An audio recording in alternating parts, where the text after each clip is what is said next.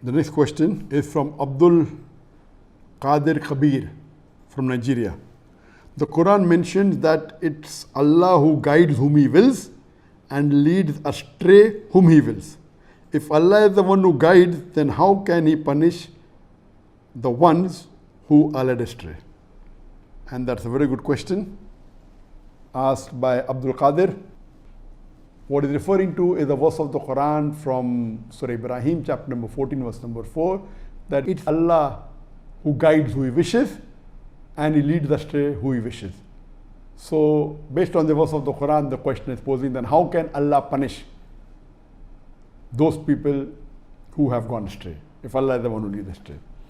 Before I give the answer, I'd like to give an example that if there is a teacher who is teaching the class and telling the students that this is the portion of the examination and the teaches the complete portion of a particular subject, gives the textbook, the rules and regulation, and there's one student who's very intelligent, who comes and asks the teacher questions, the teacher clarifies, gives the student more time. There's another student who bunks the classes, who keeps on teasing the teacher in the classroom, doesn't obey the teacher, criticizes the teacher, doesn't ask any question. But as the teacher realizes that that student who's intelligent and asking questions and which teacher has guided him is bound to score good marks in the examination. And the student who plays hooky and who criticizes the teacher, doesn't listen to the teacher, is bound to fail. After a year, the examination takes place and the teacher gives first class first to the first student and fails the student who was playing hooky, who was not interested in studies, who criticized the teacher. Can a third student say that the teacher is not just?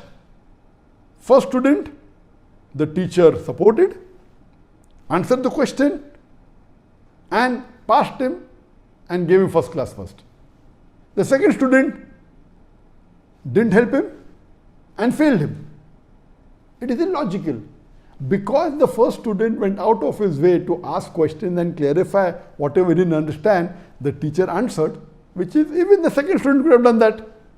The second student neither asked any question, criticized, went against the commandments of the teacher. He's bound to fail. So how can you blame the teacher that why did the teacher fail him? Similarly, Allah subhanahu wa ta'ala says in the Quran, in Surah Mulk, chapter number 67, verse number 2, Alladhi khalaqal mawta wal hayata. It's Allah who has created death and life to test which of you is good in deeds. So this life is a test for the hereafter. Allah subhanahu wa ta'ala has laid down the rules and regulations for the human beings in the glorious Quran. The rules and regulations, how a human being should follow the commandments of Allah, He has sent several revelations. But the last and final revelation, which is available in the authentic form, in the original form, is the glorious Quran. And for details, you have to refer to the hadith of the beloved Prophet Muhammad. Allah further says in the Quran, in Surah Ankabut, chapter number 29, verse number 69, that all those who strive, do jihad, strive and struggle in the path of Allah subhanahu wa ta'ala, Allah will open up His pathways.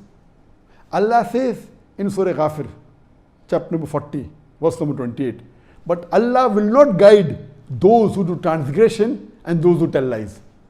So Allah is very clear cut. Those who strive in the way of Allah subhanahu wa ta'ala, Allah will open up His pathways and put them in Jannah.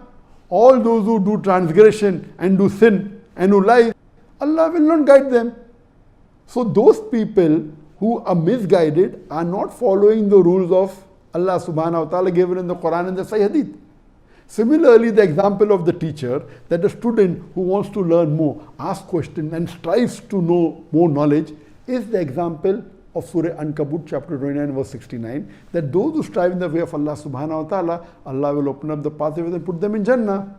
So those people who are not obeying the commandments, why should Allah guide them? So Allah is right. He will lead astray some people who He wishes and He will guide some people who He wishes. Allah is not arbed. Okay, fine, you look handsome, I will guide you. You don't look handsome, I will not guide you. No, there are rules and regulations.